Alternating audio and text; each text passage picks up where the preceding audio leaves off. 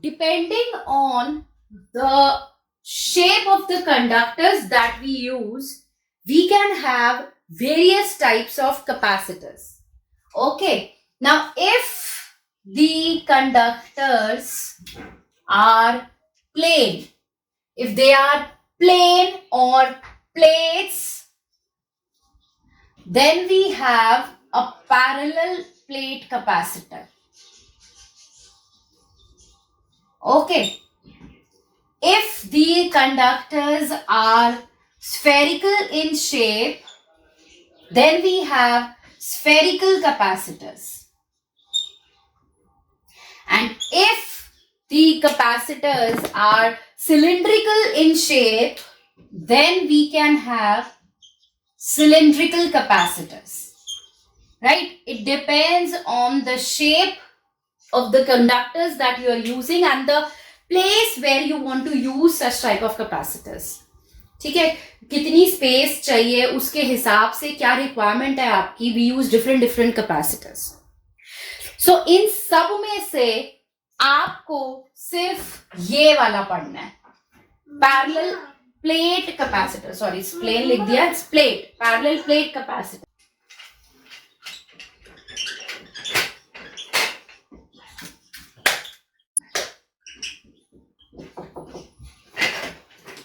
Now, a parallel plate capacitor, what it is?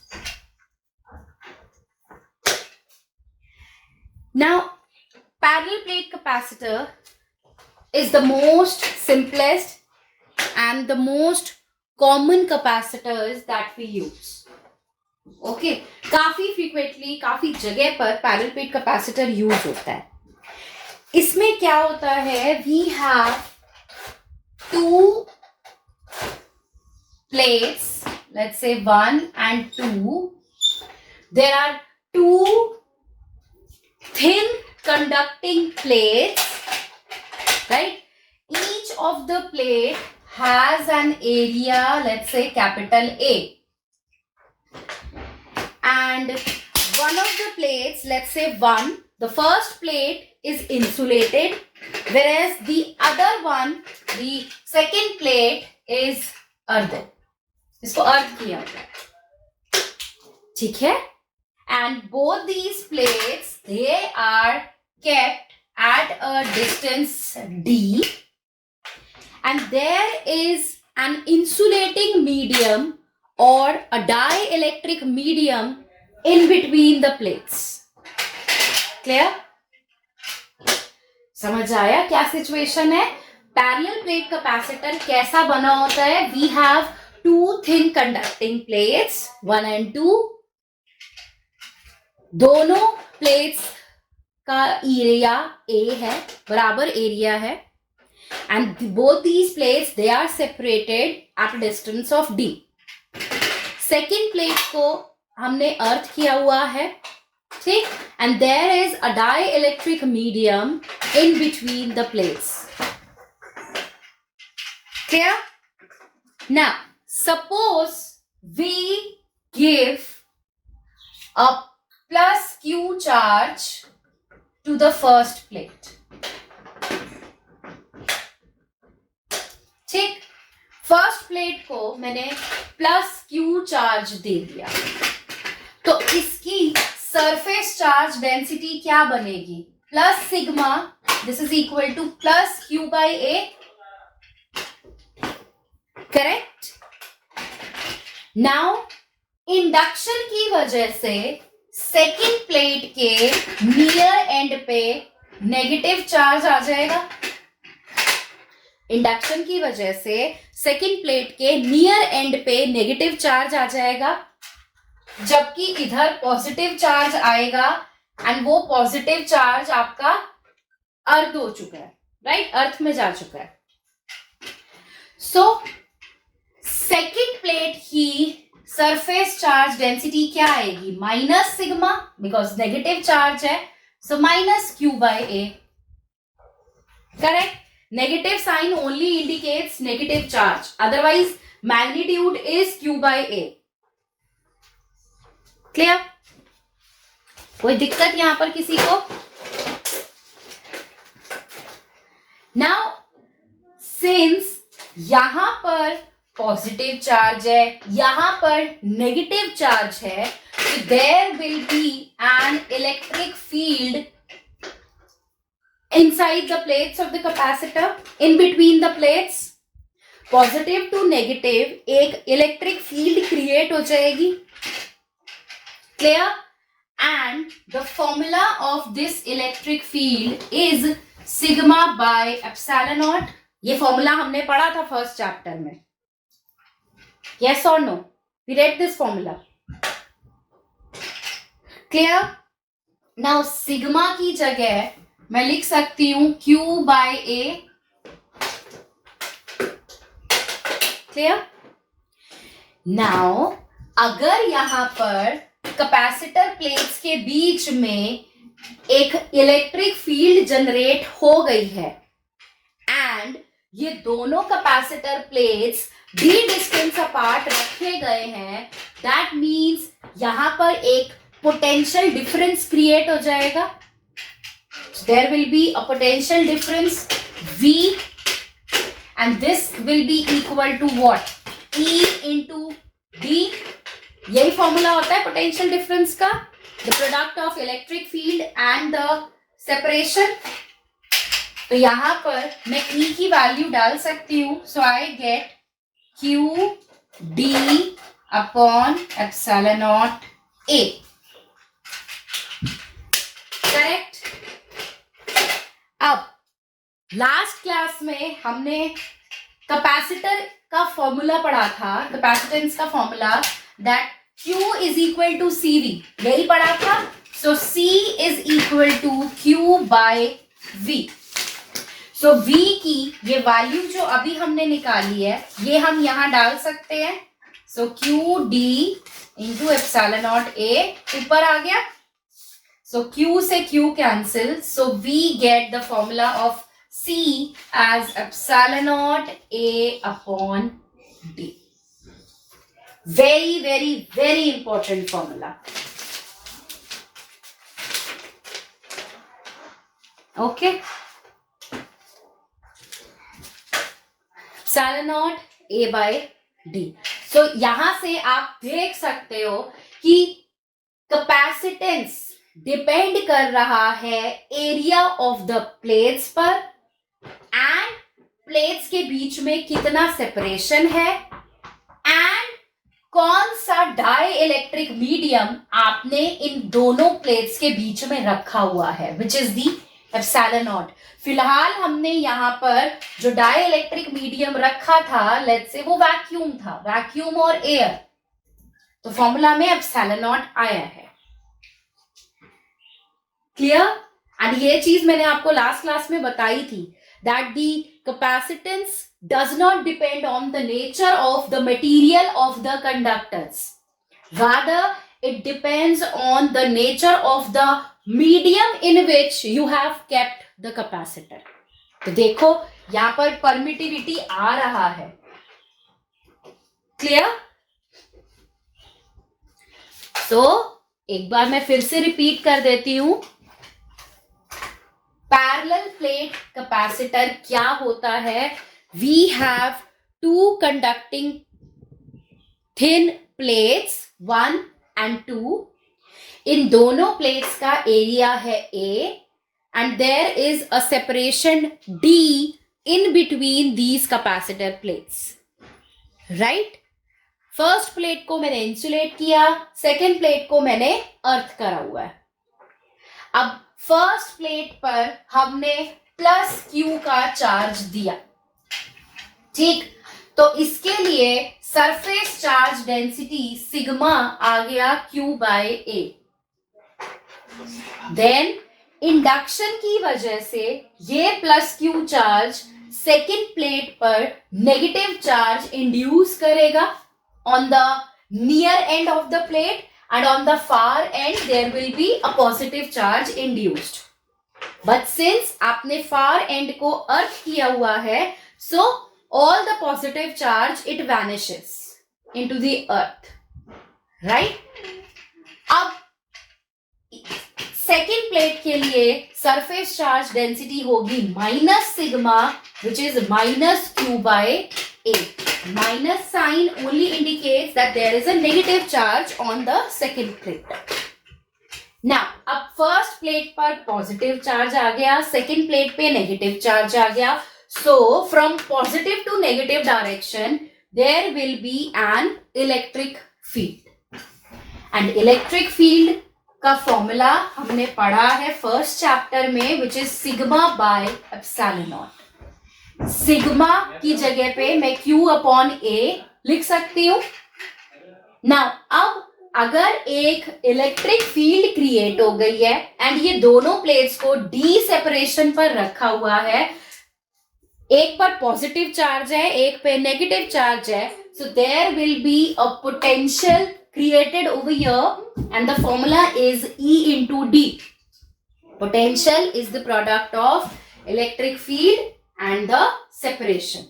तो बस यहां पर E की वैल्यू डाली Q by epsilon naught A into D. Now capacitance का फॉर्मूला हमने पढ़ा है C is equal to Q by V. Value डालिए and you will have the value of the capacitor as epsilon naught A by D. And यहां से हम ये conclude करते हैं कि कैपेसिटेंस जो है वो तीन चीजों पर डिपेंड कर रहा है. फर्स्ट है एप्सिलॉन नॉट, यानी कि किस मीडियम में आपने कैपेसिटर को रखा हुआ है. A that means area of the plates of the capacitor that you are using. And D is the separation between the two plates. कितना आपने गैप किया हुआ है.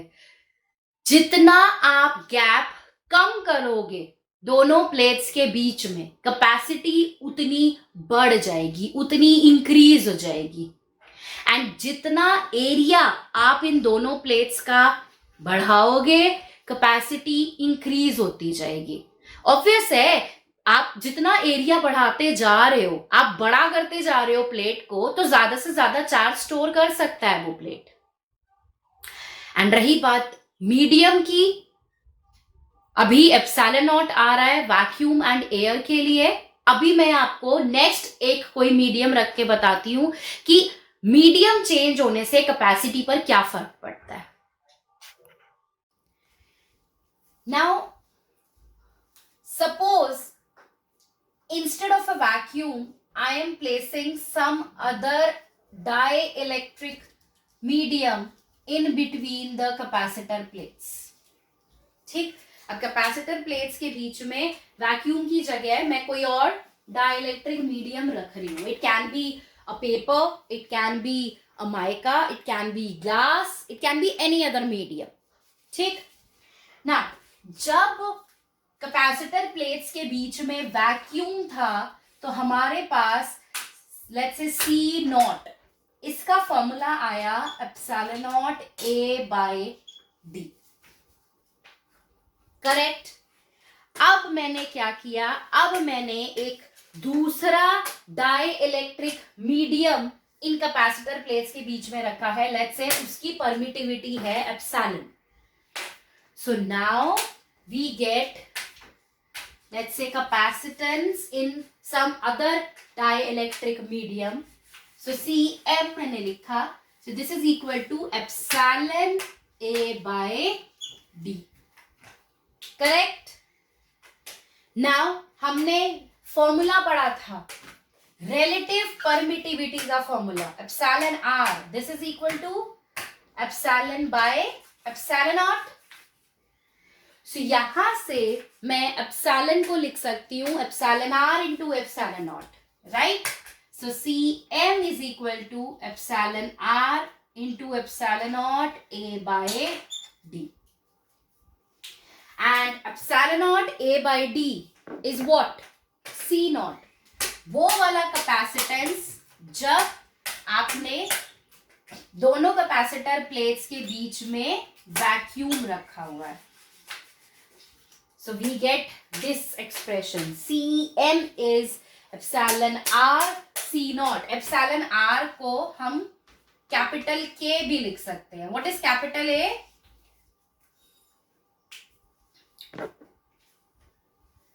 capital K, yes, exactly. Capital K is the dielectric constant. So आप देख सकते हो कि अगर मैंने कैपेसिटर प्लेट्स के बीच में वैक्यूम था पहले, तो मेरे पास कैपेसिटेंस की वैल्यू आ रही थी epsilon naught A by D. लेकिन जैसे ही मैंने वैक्यूम हटाकर एक दूसरा dielectric medium of permittivity epsilon रखा, तो कैपेसिटी K टाइम्स इंक्रीज हो गई। क्लियर? जब मैंने वैक्यूम की जगह पर एक दूसरा मीडियम रखा, so the capacity increases K times than the capacity with air or vacuum.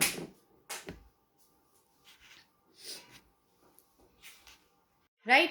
So capacitor is any conductor which can store large amounts of charge. Now, अब कभी क्या होता है, हमें जरूरत होती है कि हम ज्यादा से ज्यादा चार्ज स्टोर कर सकें, right? So depending on the situation we can have capacitors to be connected in some suitable arrangements.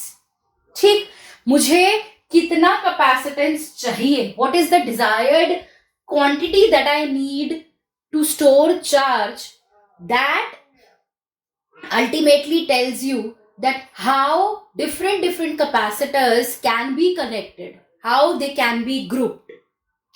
So grouping of capacitors is very important.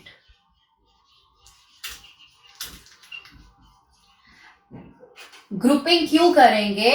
अगर मुझे कैपेसिटेंस ऐसा चाहिए, मान लो मेरे पास कैपेसिटर्स अवेलेबल हैं जो सारे लेट्स से 2 माइक्रोफैरेड के हैं, मेरे पास है ही नहीं कोई और कैपेसिटर।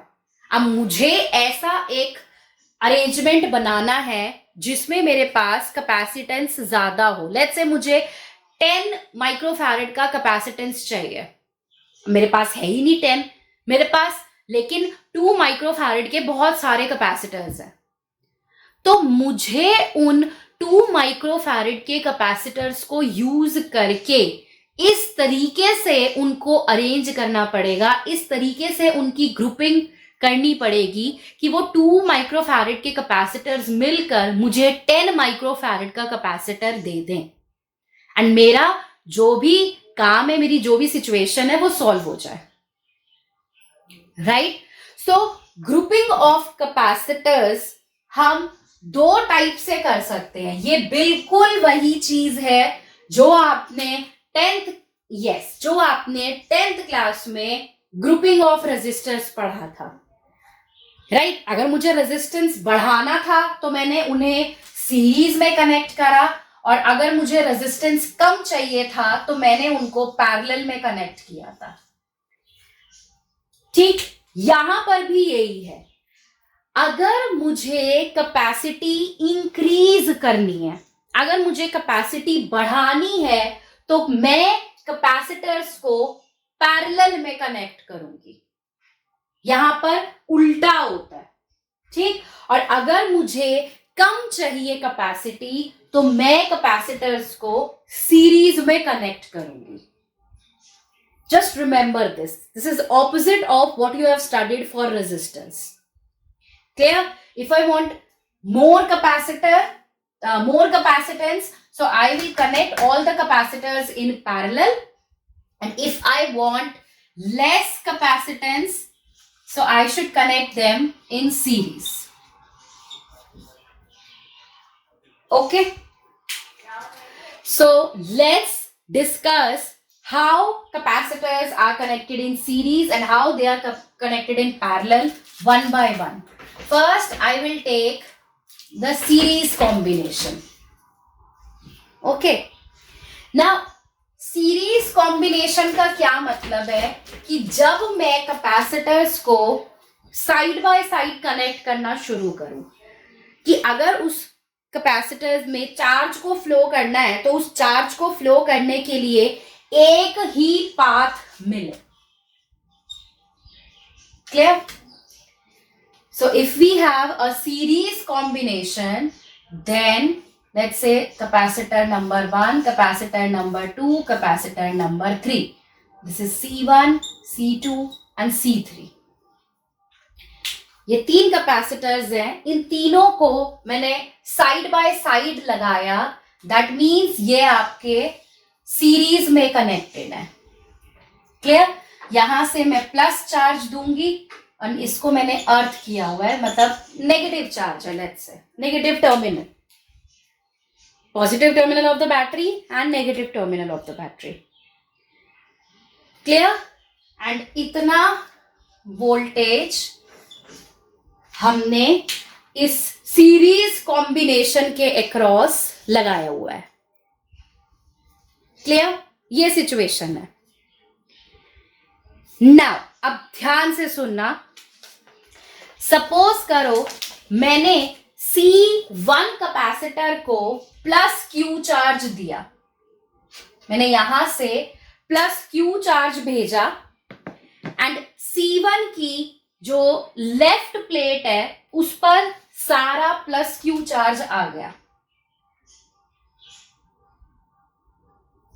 ठीक? करेक्ट? एंड यहां पर सिंस नेगेटिव टर्मिनल है तो इस C3 कैपेसिटर के राइट प्लेट पर नेगेटिव चार्ज आएगा. करेक्ट? अब यहां पर अगर पॉजिटिव चार्ज है सो इंडक्शन से इधर नेगेटिव आएगा. तो अगर यहां पे नेगेटिव आया है और इधर ऑलरेडी नेगेटिव है तो ये साइड पॉजिटिव बनेगी. तो बीच वाले सेंटर वाले कैपेसिटर को ऐसा लगेगा कि इस साइड से सारा नेगेटिव चार्ज यहां छोड़ दिया गया हो और पॉजिटिव चार्ज यहां पर हो. मतलब यहां C3 से सारे इलेक्ट्रॉन्स भागकर C2 के राइट हैंड साइड वाली प्लेट पर आ गए हैं. Yes?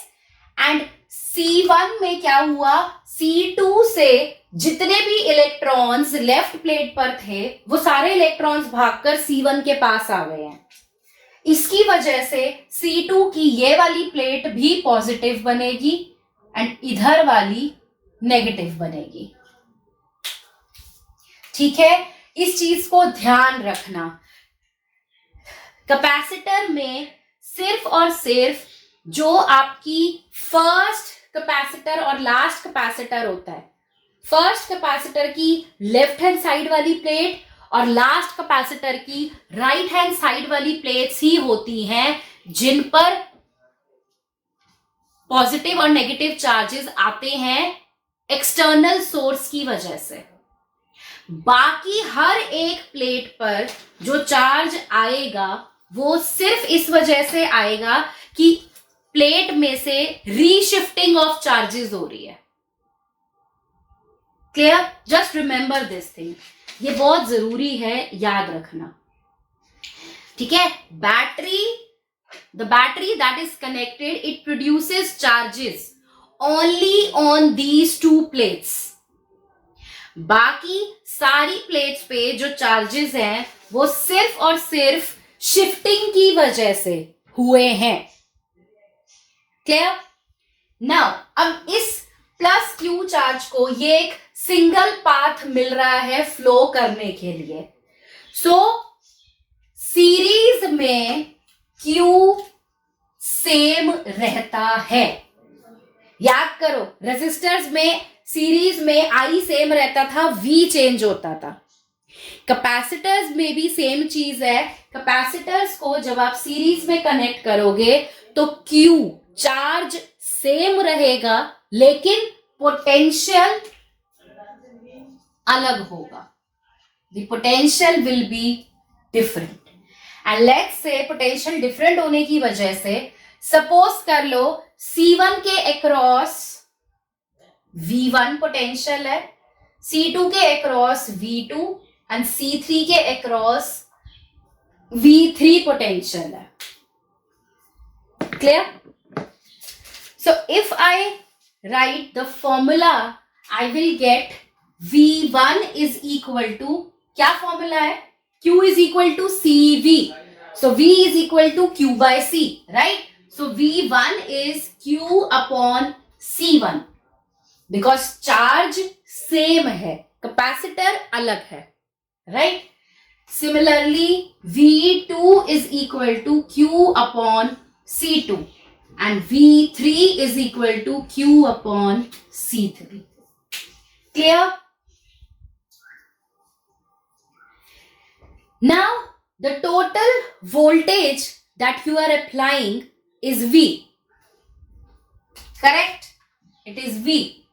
And V is Q upon C. Let's say CS. CS is the capacitance in series combination. Clear? And ये जो पूरा V voltage है, यही पूरा V voltage ये 3 पार्ट्स में डिवाइड हुआ है, तीनों कैपेसिटर्स के across. That means V is composed of V1 plus V2 plus V3. मतलब अगर मान लो मेरा वोल्टेज 9 वोल्ट्स का है तो 9 वोल्ट C1, C2, C3 के अक्रॉस डिवाइड हो जाएगा depending on the value of the capacitors, right? So in V1, V2, V3 की वैल्यूज हम यहां डालेंगे एंड V की वैल्यू भी हम यहां डालेंगे. सो V is Q upon CS. This is equal to V1, which is Q upon C1 plus Q upon C2 plus Q upon C3. Q cancel हो जाएगा कॉमन लेकर एंड हम, हाँ जी, एंड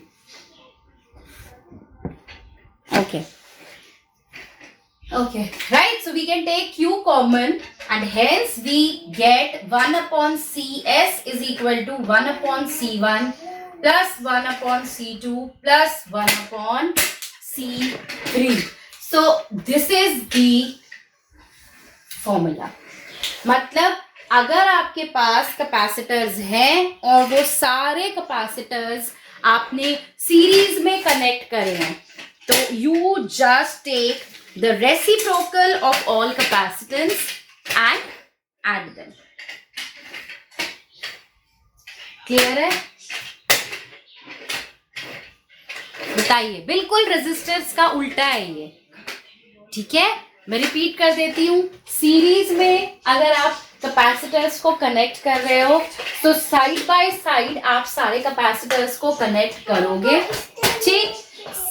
एक बैटरी लगाकर आपने एक पोटेंशियल डिफरेंस V वोल्ट लगाया एंड बैटरी लगाकर आप पॉजिटिव चार्ज C1 की लेफ्ट प्लेट को दे रहे हो एंड नेगेटिव चार्ज C3 के राइट प्लेट को दे रहे हो. सिर्फ इन ही दो प्लेट्स को चार्जेस आप बैटरी से सप्लाई कर रहे हो, बाकी की सारी प्लेट्स पर चार्ज सिर्फ शिफ्टिंग ऑफ चार्जेस की वजह से आएगा, ठीक? आपने इसको प्लस दिया, इसको माइनस दिया. सो अगर ये प्लस है सो इंडक्शन से यहां पर आएगा माइनस, इंडक्शन से यहां आएगा प्लस, ठीक? सेकेंड प्लेट की अगर बात करें, सिंस यहां पर सारा माइनस है तो ऐसा लगेगा कि इस प्लेट से सारे इलेक्ट्रॉन्स भागकर इधर आ गए हैं. सो ये बनेगा प्लस और ये बनेगा माइनस. क्लियर? देन जो भी वोल्टेज आपने अप्लाई किया है वो पोटेंशियल 3 पार्ट्स में डिवाइड होगा across C1, C2 and C3.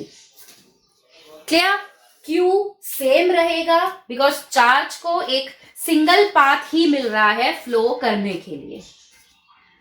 तो बस हम पोटेंशियल की वैल्यूज लिखेंगे. V1 is Q upon C1, V2 is Q upon C2, V3 is Q upon C3.